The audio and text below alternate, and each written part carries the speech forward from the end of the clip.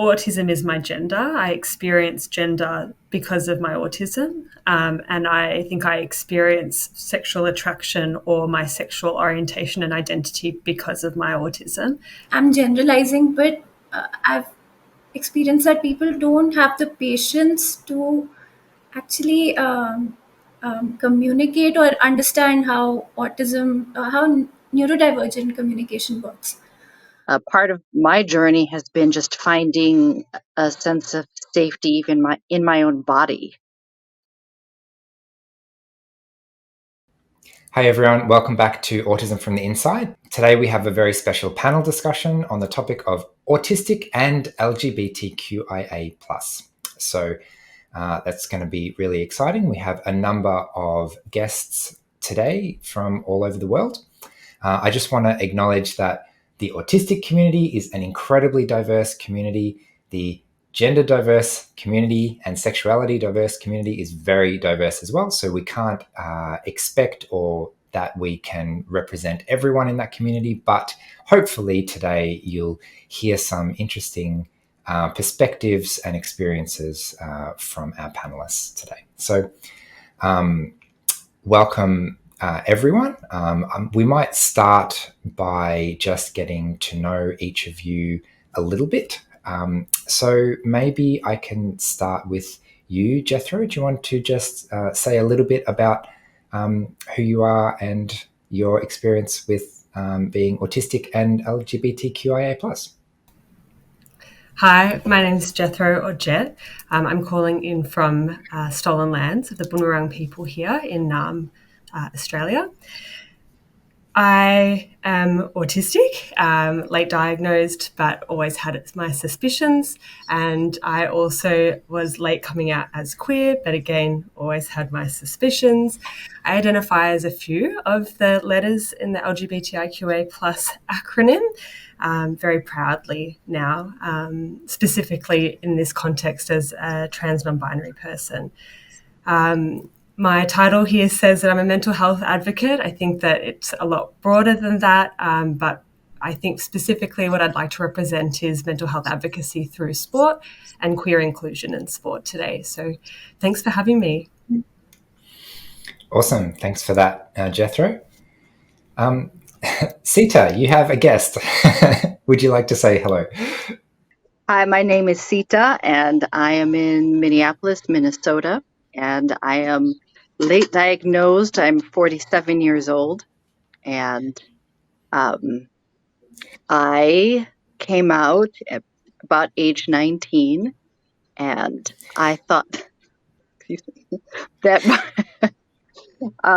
coming out was the answer to all of my questions, and it wasn't. And then ultimately, when I was diagnosed with ADHD, I thought that was the answer to my questions, and that also wasn't. And then after many discussions, exploring many different mental illnesses, none of them fit. And finally, we came to the right answer. I work in the mental health field and advocacy, and I work directly with people who have a neurodivergence and mental illness and some traumatic brain injury. And I have a great interest in neurodiversity and diagnosis because of my struggle in finding an accurate diagnosis. And what does coming out mean in your context? Oh, just, I guess I would say realizing that I was queer. I thought that I was gay. I wasn't sure, but over time I realized that I just wasn't experiencing gender in the same way other people were. And even just, queerness wasn't quite the answer either.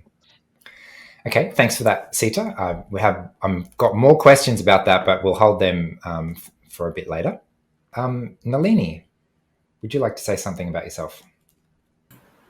Hi, I am Nalini. I am an assigned female at birth, queer and autistic person living in Dehradun, India.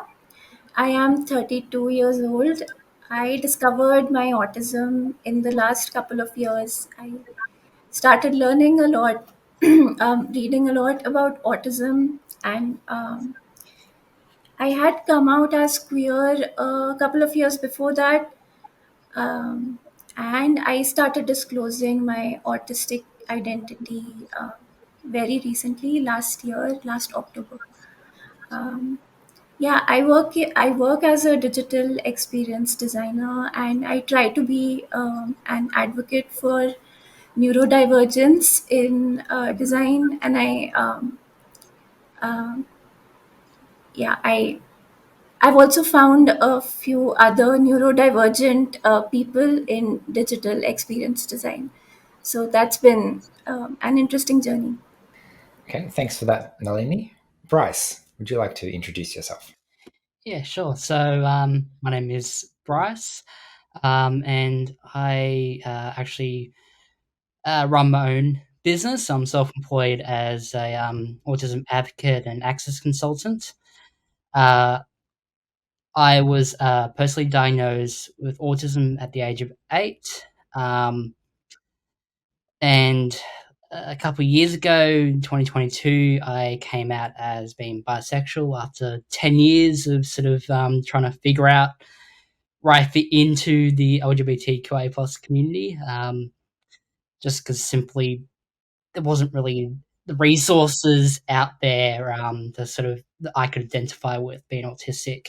Um, Stories and that just weren't out there, which is why I think resources like this are really helpful to put out there. And also, I am coming to you from eastern suburbs of Melbourne. Okay, thanks, Bryce. Julius. So my name is Julius. I am in Philadelphia, Pennsylvania. Although I consider myself a New Yorker, I moved here at the tail end of the pandemic, and I plan to move back. So I'm an attorney. I'm also a life sciences researcher and an autism advocate, and I am an adjunct professor at two schools, focusing on health policy, bioethics, and neuroscience. As an attorney, I'm an intellectual property and commercial lawyer. But so I came out as gay first. I realized that I was gay quite young. And it was a bit of it was tough because I grew up in a very small, well, it's a relatively small conservative town in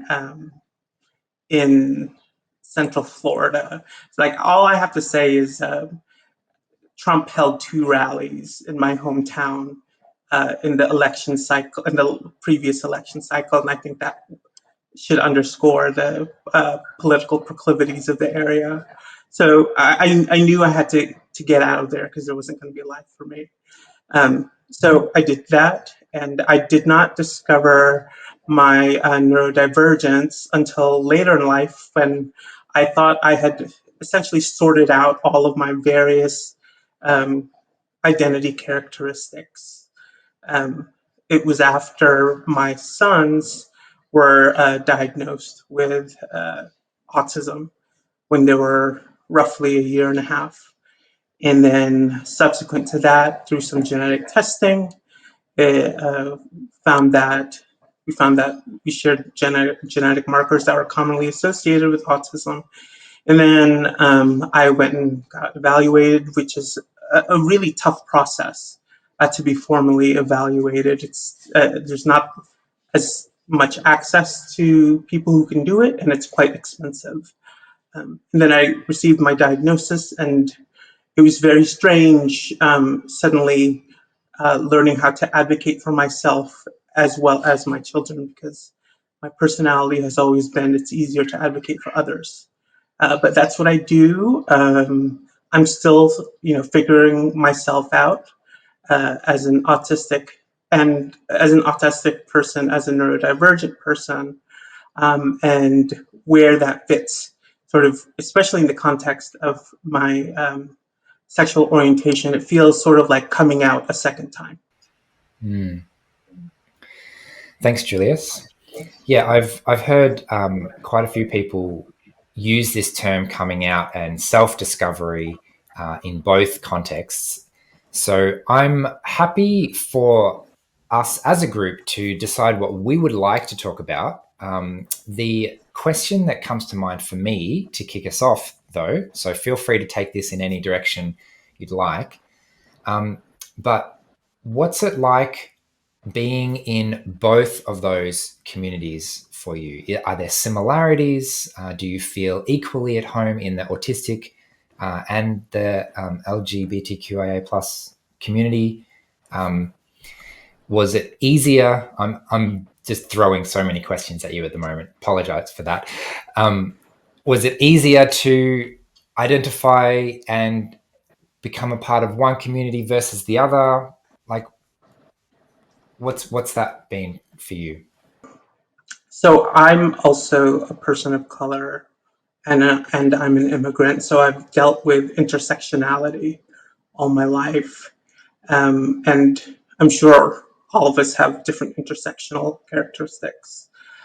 My experience has been it has been easier being embraced and accepted within the autistic community and the neurodivergent community than it has been in the general LGBT gay man community.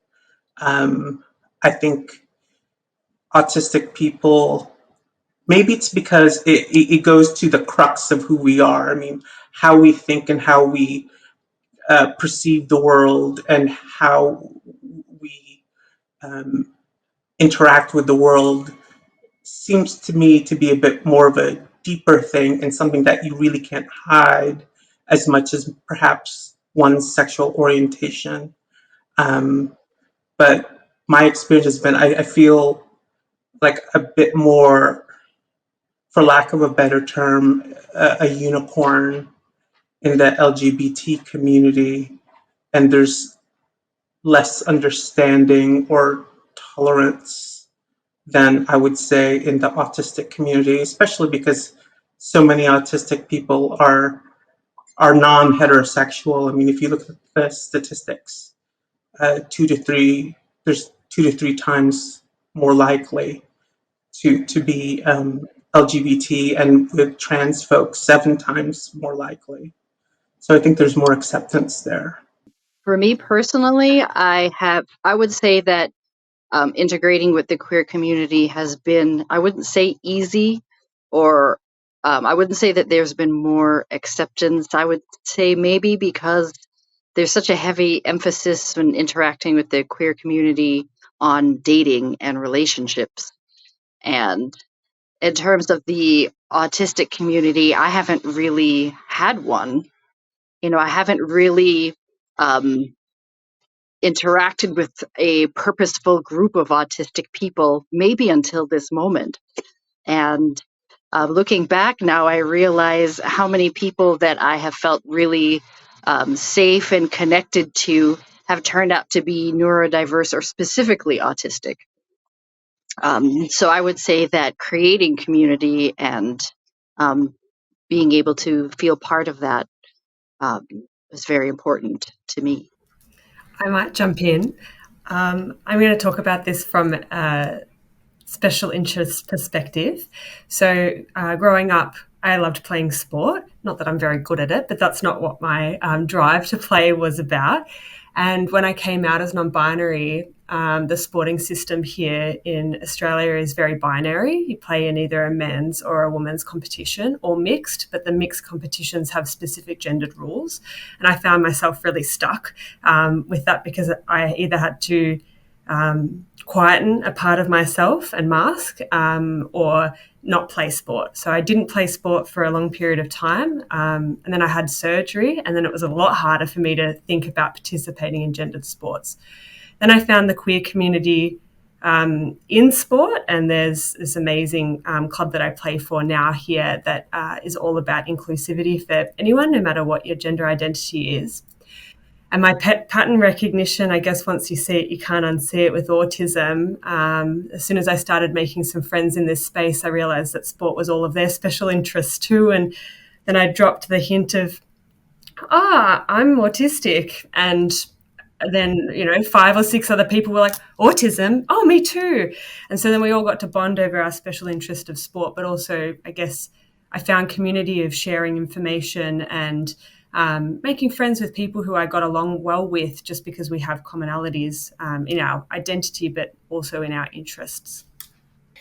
Yeah, that's interesting because we talk a lot in the autistic spaces about sort of social rules and social norms that are not built for us. And you've given a really good example of just the everyday binariness that if you don't fit into that, then suddenly you're not playing sport anymore. Yeah.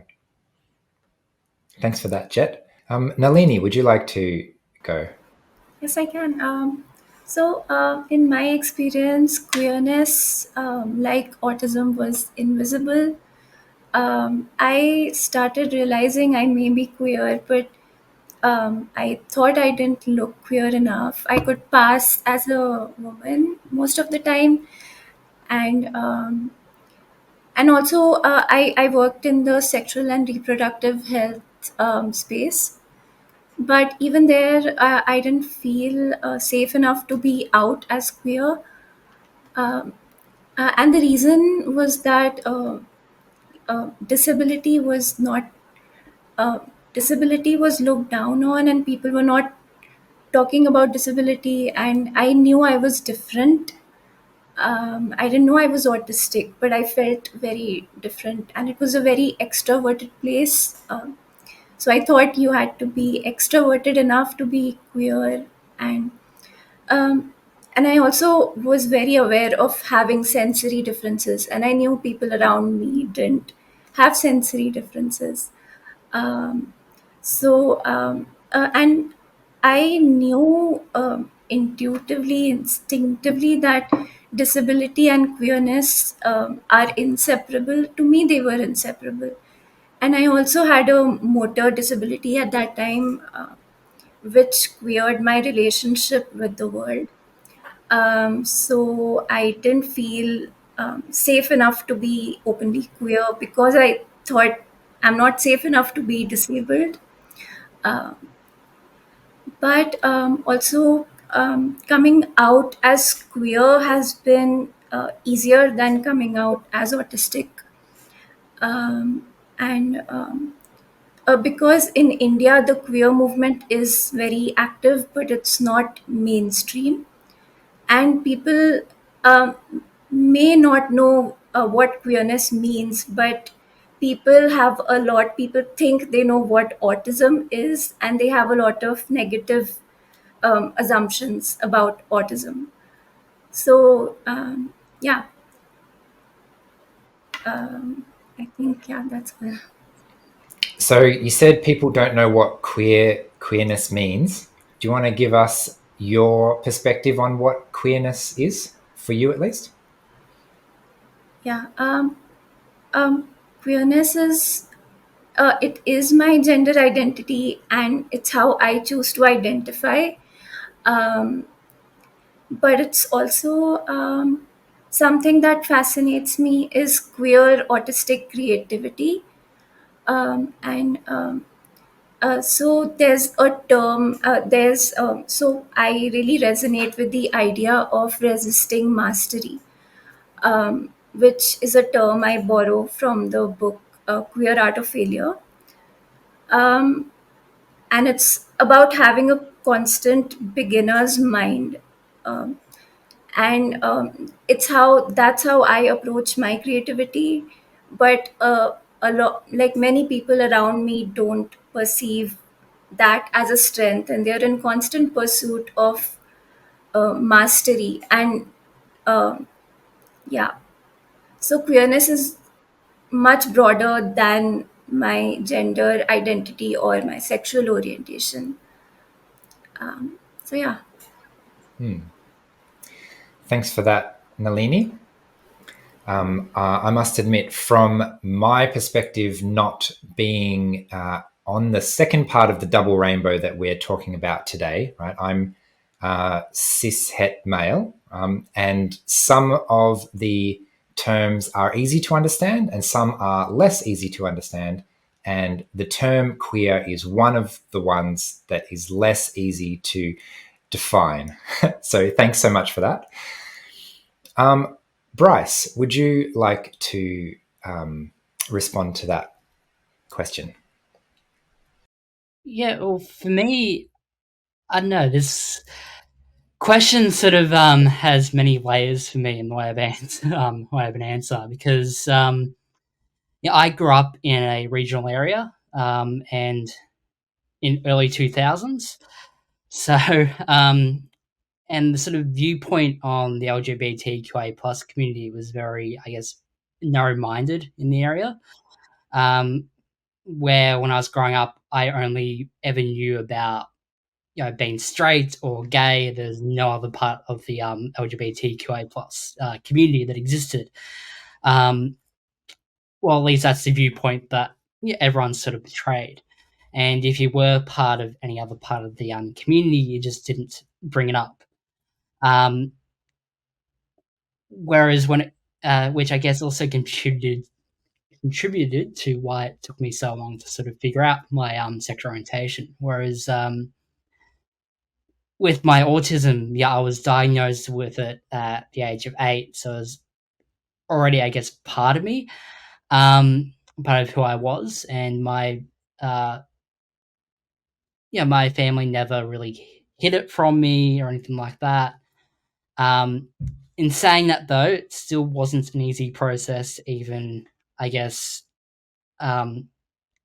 be open about my autism identity in that, because, again, growing up in a regional area, I didn't have the, I guess, interaction with the broader autism community either. And there weren't really any groups in that had started up at that point. Nowadays there's plenty of groups around, like peer support groups and that are around, both online and in person. But when I was growing up, that didn't exist.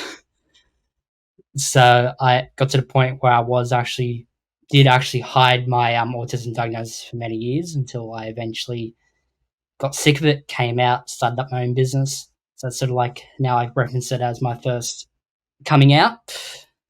And from that, I found a community, and found it really easy to find that community within the autism community, as I defined more people that thought the same way as me, had the same similar interests. We both thought that neurotypicals are a weird bunch, which they are. So we can bond on that. Whereas more recently, when with the trying to be more included in the LGBTQIA plus community, I've found that in a way a little bit more difficult, because the LGBTQIA plus community, it encompasses so many different people, not just autistics, and a lot of the traditional gatherings of the LGBTQIA plus community aren't exactly autism friendly in many ways. So when I first sort of came out, I sort of felt, when I first came out as being bisexual, I kind of almost felt lonely in that sense, until I found my community through my already established community of friends, and that, who of course were also part of the intersectionality of autism and LGBTQIA plus at some level there. So, and I guess that kind of answers the question. There's many levels there. Yeah, definitely. Thanks, Bryce. I'm also interested in what makes you feel safe. Safe to come out, safe to disclose, safe to participate. I guess, well, with my me coming out as being bisexual,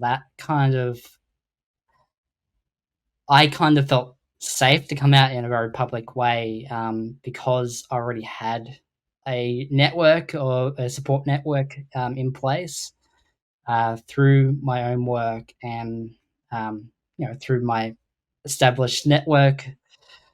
However, for me, it was a lot harder to come out, I guess, being autistic in many ways because of where I was growing up and the time that I was in. It took me a while to, I guess, get to the point where I did come out. And to be honest, I didn't feel safe at that point to come out. I came out because I felt like I had to, because people were using autism at school as a derogatory term. They replaced gay, how gay was being used as a derogatory term in the early 2000s. They kind of replaced that with being autistic as a derogatory term. I already didn't feel comfortable with the whole, gay being used as a derogatory term, obviously, but then sort of became, my identity is being questioned as something that's so negative and that. So I felt like I had to come out and in a public way. And luckily for me, it worked out well. I do know for many others it doesn't work out the same way, unfortunately. Paul, if it's okay, I'd like to add to that question that you just asked. I sit in a huge place of privilege as a white person with an income and housing and support. I have a great support network, so I know I come from a great place of privilege. Safety for me, I think, sitting in that level of privilege was about my survival and coming out and being honest with myself and living an authentic life. That took priority in my safety for the future of my existence. And so selfishly, everyone else had to kind of deal with it, because I knew when I was looking down, my mental health journey, either I continue to mask, hide, pretend to be a straight person, pretend to go on dates that I was enjoying, or be authentic and live a true future for myself. And while that's not been an easy thing to navigate because the resources haven't really been handed to me, my safety came down to that option of living truthfully or not. Can I respond to that as a bit of a counterpoint? Sure, thanks. So I also acknowledge that I have quite a bit of privilege. I mean, I'm a man, I'm a cis man. I'm highly educated. I have 3 graduate degrees. God knows why, but that's how it is. I have a job. And aside from my childhood, my adulthood, I've lived in generally progressive places. But I also work in professions such as the law, which is quite conservative. Still conservative. It's not as bad as it used to be when I was first interviewing for jobs. Uh, it was an issue being gay, and I specifically targeted firms that I knew had a reputation of being LGBT friendly, because I did not want to have to deal with that sort of stuff at work. It really depends on the social spaces. For me now, what I'm grappling with is spaces where it's safe to come out as neurodivergent. And I would say the one space that really is the space where I have to think long and hard is anything to deal with my occupation or work or profession, because the discrimination is quite rampant. And it's very easy to mask uh, neurodivergent discrimination by using other proxies. So I think that's where I tend to be a bit more reluctant about talking about that until I'm in more of a secure place legally. And in fact, that was one of the reasons why I sought a formal diagnosis. Was I wanted to be able to proffer a letter from a doctor in order to receive accommodations and to the extent possible, not face discrimination at work. But otherwise, it's really just sort of gauging reading the tea leaves, it's hard to read the tea leaves when you have a condition where where reading the tea leaves is tough. So, Yeah. so I usually like look for something obvious, or you can clock an autistic person pretty easily, if you yourself have realized that you are autistic, and gay people. I think for those of us privileged enough to live in more progressive areas, it's less of an issue. Although the rates of anti-LGBT violence, especially against trans women of color, continues to skyrocket. Julius, do you want to give a quick example of that discrimination you were talking about that's not obvious? You said it's easy to mask ND discrimination. Sure. So let's say if you are openly autistic on your resume, or if you have the personality style, which many of us have, where we really need a set rules and a grounding as far as expectations of us and performance indicators. Well, at work, so much of it is dictated by unspoken rules and politics, where and uh, things are sort of done. There's different sets of rules for different people, and I think that's quite tough for autistic people to have to deal with, especially when some of those rules kind of on border on the line of being a bit more dishonest than not. And so, in that sort of situation, I think it's quite easy for an autistic person to get nailed on the reviews as someone who is inflexible or is too confrontational or too blunt, isn't a team player, um, uh, requires too much instruction, things like that, or perhaps is too pedantic. That is assuming you even get a job. I mean, 15 to 20% of us don't even get jobs. And in the interview process, it's really easy for the gatekeepers to just knock you out, particularly when there's plenty of candidates that they're evaluating. Yeah, whereas I guess it would be harder to discriminate based on being gay in that same way. Absolutely, and it's there's a larger body of law um, throughout most of the world, or at least um, Anglo-American jurisdictional systems, where there is protection based on being gay. Discrimination against neurodivergent people is much more subtle.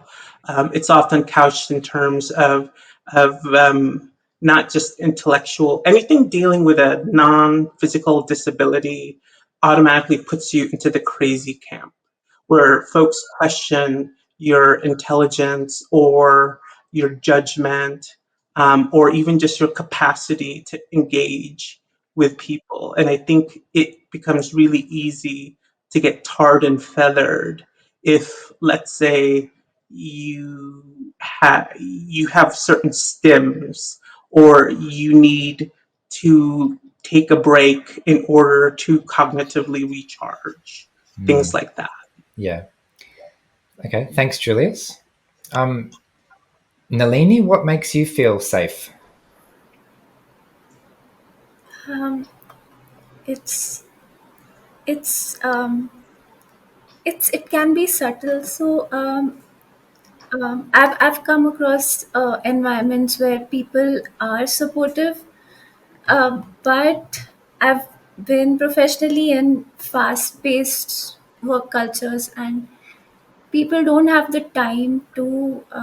I'm generalizing, but I've experienced that people don't have the patience to actually communicate or understand how how neurodivergent communication works. And people still maybe say that okay, we are it's safe to be yourself, but good intentions don't mean that they're willing to be uncomfortable and uh, actually take the time to challenge their preconceived ideas about autism. And people also expect you, people still expect me, like in I'm only talking about my experience, to be assertive and take up space in neurotypical ways. And and they may not understand that being assertive in a neurodivergent way is can be different. Um, so I think safety is about doing work. Like there's an example of just imagine a post box, and there's a label on the post box that says "Birds Welcome," um, but the purpose of the post box is to it was designed to be a post box, so letters keep piling up and birds don't have space. So I've borrowed this example from Sarah Ahmed. But yeah, so I think that good intentions are not enough for safety, and willingness is a very important thing that um, has been rare in my experience. So you mentioned that the time and willingness to be challenged on their ideas. What kind of things in, like, if you're looking for a workplace culture or a social culture or something like that, what kinds of things in those places make you feel like you can show your disability or you can embrace your queerness in that space? Yeah, I think willingness is one of the things. Like if there is someone, so I know someone at work who came, who told me that after I came out as autistic, they told me that they had ADHD. Um, so I think the yeah, willingness and just uh, yeah, I don't know how to explain Look, that, but willingness. I mean, that's yeah. a big thing. If they're just willing to try and meet you halfway, that makes sense. Okay, thanks for that, Nalini. Sita, would you like to respond to this question? Well, this question of safety, this is a big question. Myself, being a middle-aged female, high masking, um, I don't necessarily feel safe in most spaces, and I found over time that my instinctive avoidance of any kind of feeling of lack of safety has made my life actually become smaller and smaller. Not asserting myself, not entering spaces confidently because I don't feel safe. And I find that the people that I can truly unmask around are really people that are themselves committed to safety, purposefully. And I suppose demonstrating that with particular types of actions, like checking in with you and your comfort level with various things, and some awareness of the types of things that could make you uncomfortable, like aggressive behavior or touching, the pace of things like that. But in general, I think that part of my journey has been just finding a sense of safety even in my own body. Thanks for that, Sita. So I'm aware that I've asked two questions. Let's throw it over to the group now. Is there a question or a topic or something that you would like to either share about or ask the others in the group? I have a general question. Oh, sorry. Maybe slightly off topic, but dating. How do you approach the subject of dating? When do you come out with dating? How do you seek out people to date? How do you run these dates? How does it? I'm trying to figure it out now. Again, have any input? Let me know. So I'm recently single. Well, officially single. So I have found, and okay, first of all, the caveat that this is going to be like really theoretical because I'm not in any position emotionally to date. I would not date myself right now.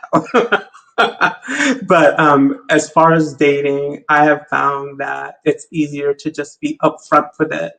And I'd rather just go ahead and go through the culling process instead of wasting my time or another person's time or risk having hurt feelings. I mean, I think it helps that I have kids, so I kind of have to do that with them as well. So I've already been primed to go through that process.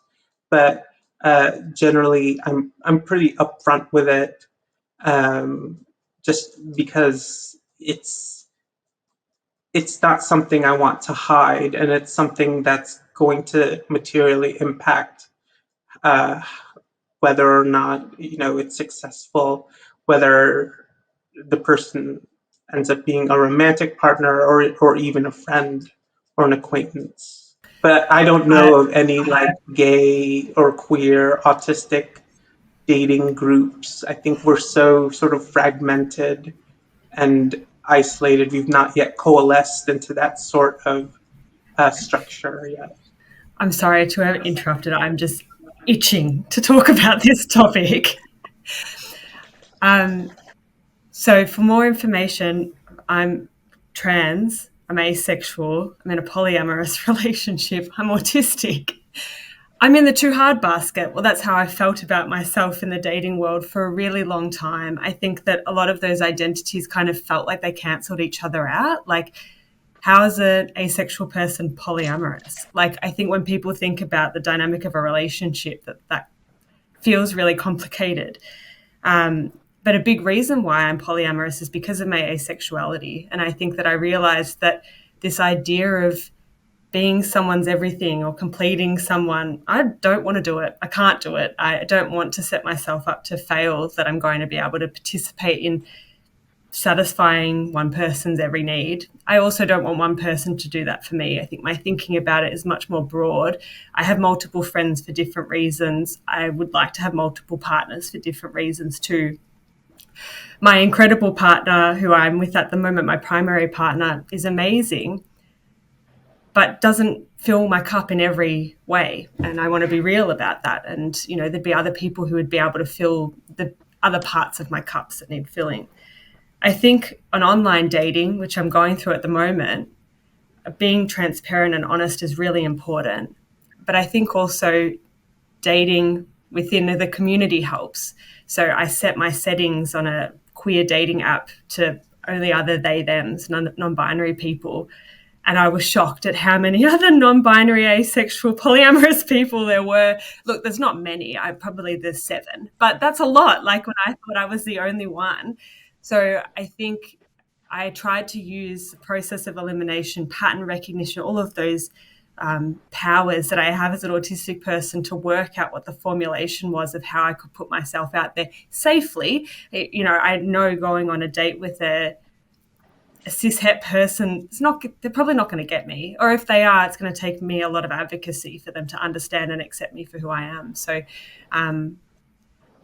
putting yourself out there is really scary, especially authentically. I don't think previous to a few years ago I knew how to date without masking, but that was so exhausting and I just couldn't keep it up. So now people kind of get the real authentic version of me, and if in 5 minutes they don't like it, I could probably tell. And I'll be the first one to be like, it's not working out, thanks, bye. Probably a bit too forward, but anyway. Yeah, for me, I'm very new to the dating world, but like I'm actually started off just being open with me being autistic and that, and that's basically one question that I always get that wrong is because I work with people with other disabilities and that all the time. The question always comes up with dating, whether to disclose your disability or not, and because it is a complicated thing that you got to think about when you are going out dating is who do you actually want to be with? And for me, I want someone that can actually support like my full identity, not just part of me, and understand that if I come home one day absolutely overloaded with information, that I need that time out. I can't talk to them for half an hour and an hour or so. So I'm really upfront about being autistic, and through that, I've had some interesting dating experiences because so far I've only actually been on dates with other autistics, and from talking to neurotypicals and that, a neurodivergent date seems to be very different in the fact that the awkward conversation is sort of we embrace that a lot more. I guess we're sort of used to it, and we just put it down to the fact that we're both autistic. Whoever's going to start this conversation, this long awkward pause, probably due to just being a completely new person. We know nothing about you, and I guess it's almost like an icebreaker right there, both being autistic. I can chime in.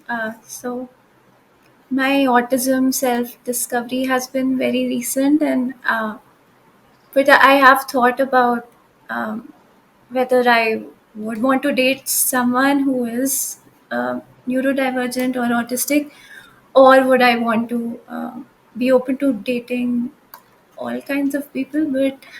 Um, but yeah, for a long time, I didn't know that I was not putting off dating. I thought it was because I needed to focus on my career, and I've changed my career like 3 times so far. So but I've also been reluctant about it because of my undiagnosed autism, but I didn't know that. Um, so yeah, and dating apps have always seemed very scary. uh, but so I don't know if I would um, choose dating apps, but I don't know. I might change my mind, but it's difficult to meet people. Yeah, in the current landscape, also and also since I work remotely and um, I funnel all of my energy into work, it's very difficult to actually have the motivation to go out and yeah, meet people. I personally find that I'm so busy trying to mitigate stress and make sure that I don't have a meltdown that the thought of letting somebody come close to me and bring all of those demands and stimulation is a little frightening. It could just tip the whole system over. I think you raise a really interesting point. My partner and I, whenever we go and visit family or friends, people always comment on how weird our relationship is, but our relationship works for us. We've been really transparent and honest about what it could look like to make it successful, and it's very different to how a relationship might typically look. But I think that's its success, is that it is different. We have codes and we use Auslan, for example, sign language to communicate when I'm nonverbal. We've got these different tools in our toolkit that's still working on it. God, we've got a lot of work to do, but we're working on ways that we can support each other to be authentic in the relationship, because I think my partner, when we were first together, said the last thing I want to do is to force you to do something you don't want to do. That's not the consensual relationship we want to be in. And so that's forced us both to be really honest about things in a traditional relationship that don't serve us, that we want to throw out, and what are new things that we can implement. But I think that's also testament to having a really great partner who's willing, has that core of they want to put in the work for themselves too, because they're autistic and this benefits them. But and I think that role modeling really helps, because I've got a lot of autistic friends who have never had a relationship that's been successful, and them seeing us working on it, even though it's hard, I think really helps. It sends a message that it's possible. And I also think that there's a bit of a blurriness as far as relationships are concerned, relationships and friendships. Now, I first experienced this as a gay person, the queer community, and I'm using queer as an umbrella term because I don't want to go through all the consonants in the alphabet. But in the queer community, you can have very emotionally intense and sometimes physical relationships with your friendships, and you count on that more. They're more meaningful to you than your romantic relationship. And from what I've seen, as I've sort of started to integrate into the neurodivergent community, and have made more neurodivergent friends and acquaintances, is that the relationships are not as defined or traditional, which makes sense because we've always been on the outside on some level. So we've not operated by the standard rubric by which conventional neurotypical / heterosexual people do. We've had to create our own, but I think part of it is situating yourself in the right pond, and then, at least for me, I'm kind of a slow burn. I like to get to know people, maybe more demisexual in that regard. So that's an interesting point, Julius, about the umbrella terms. I'm really curious how you all feel about, is LGBTQIA plus one thing? Is there an umbrella term? Are the individual terms really important? And how does that help or hinder you in coming to your own self-identity in that way? I like the word queer. I think it's perfect for me anyway, because I personally am not experiencing male and female gender the way others are. I identify as non-binary, but I couldn't necessarily identify specific feelings of femininity or masculinity. I also don't have any particular uh, need for femaleness or maleness or whatever in a partner. That's not the thing that really draws me or affects me. So in that way, I don't identify that closely with terms like lesbian or bisexual. Like the gender part of it, the sex part of it is not that important to me. So queerness to me is just a place of not really fitting into those categories. Even in terms of transness, I don't feel comfortable identifying with the label of trans, because I don't feel like I have really changed from one gender to another, I guess. That makes sense. So I just kind of sit in a soup of queerness. If I can jump in about the neurodivergent umbrella. So every autistic person is neurodivergent, but not every neurodivergent person is autistic. So, for example, I also have ADHD, so I am an AUDHD, and it's really weird because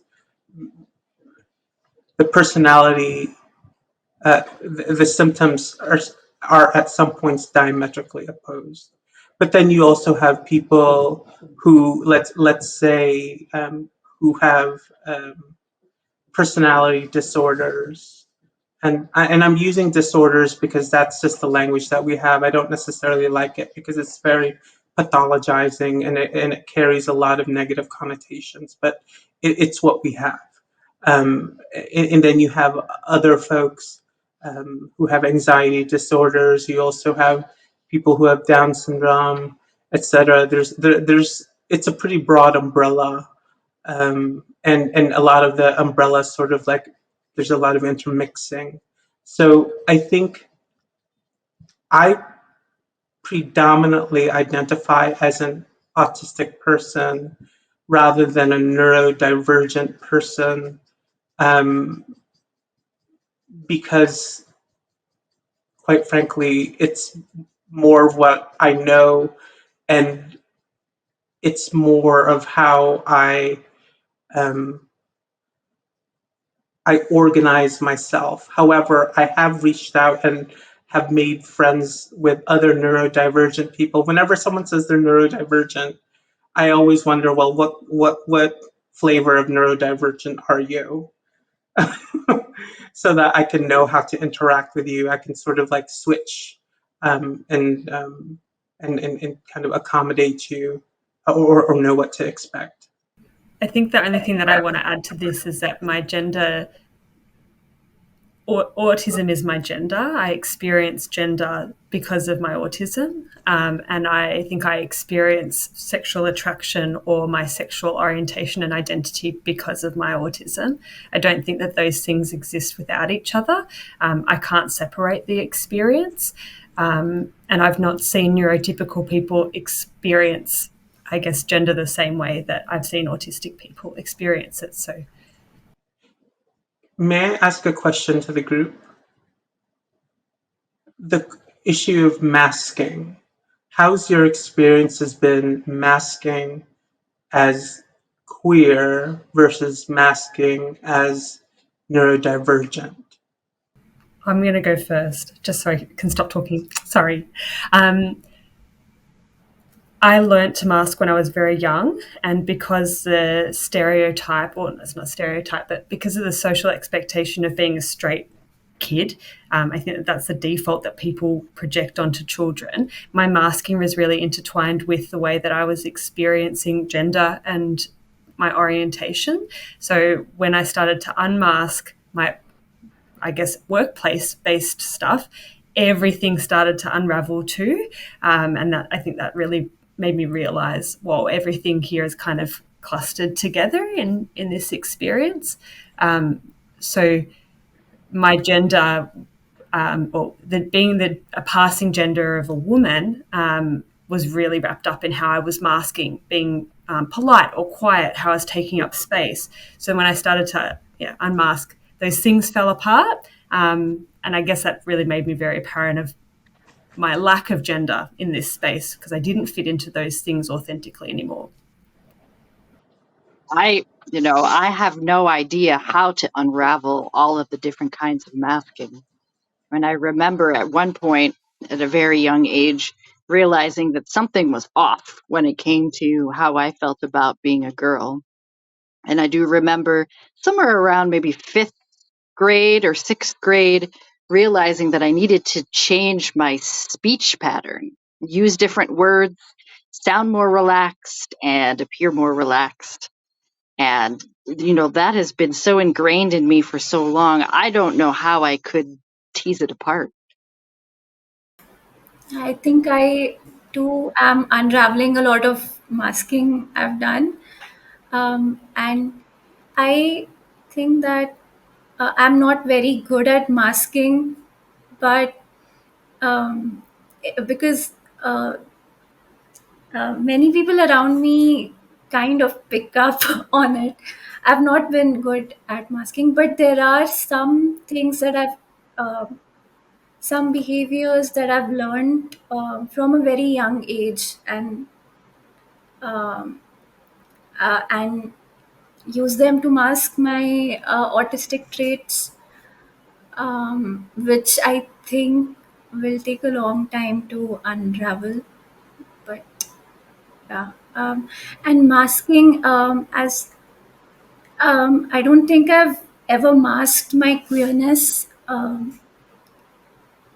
but like I've always thought that I don't need to be out as queer.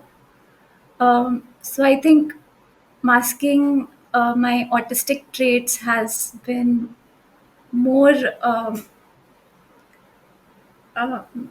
I think yeah. There's a lot to unravel. There's a lot.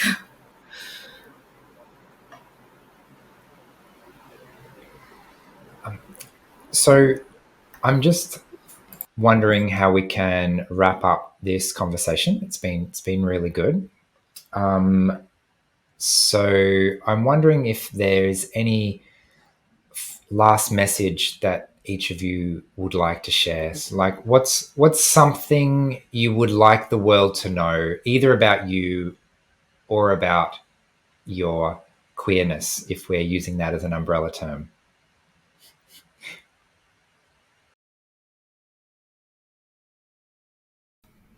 I think the message that I'd like to leave is that it's a journey, and that I hope that there's no final point. I hope that I'm forever going on this journey, learning, growing, unmasking, removing these layers, growing new ones. I hope that I get to continue to learn from it, because it's been so incredibly helpful and fun. I mean, look, there's elements of it that have not been so great, but I've learned so much and I've met so many people. I mean, having the opportunity to come here and meet people across the world that I wouldn't have had otherwise, I feel so thankful for that.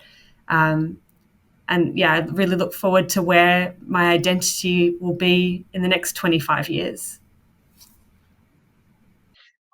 I would say that I'm just very honored and excited to meet all of you. Wonderful, fascinating, creative, adorable people, and that you all give me hope that there is community and safety, and inspire me to continue to get to know myself uh, more deeply, to learn more about advocating for myself, and that there is hope for me. Thank you. First of all, I'd like to thank Paul for organizing this. I think it's fantastic. And for also starting Autism from the Inside. Um, I have mentioned this to 5 million people. I mean, that when I first got my diagnosis, I had such a hard time looking for resources. And then I happened upon this guy's YouTube videos, and it was like a revelation. And thank you for all the work that you're doing. You're really doing a service to a lot of people who need it. So that's the first thing I want to say. Secondly, I've really had a great time meeting everyone here. I think you're quite fascinating people. I hope we are able to stay in touch. And for folks out there, I've asked them to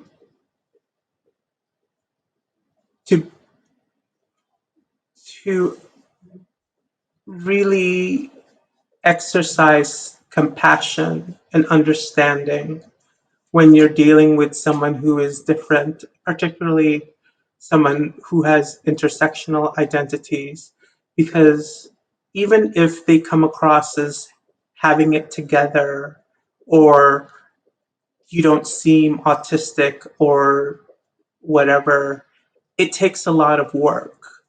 And even very high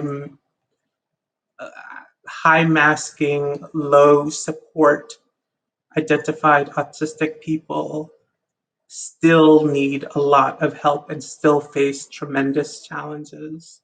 So I would hope that people take the time to get to know folks, to give them a chance to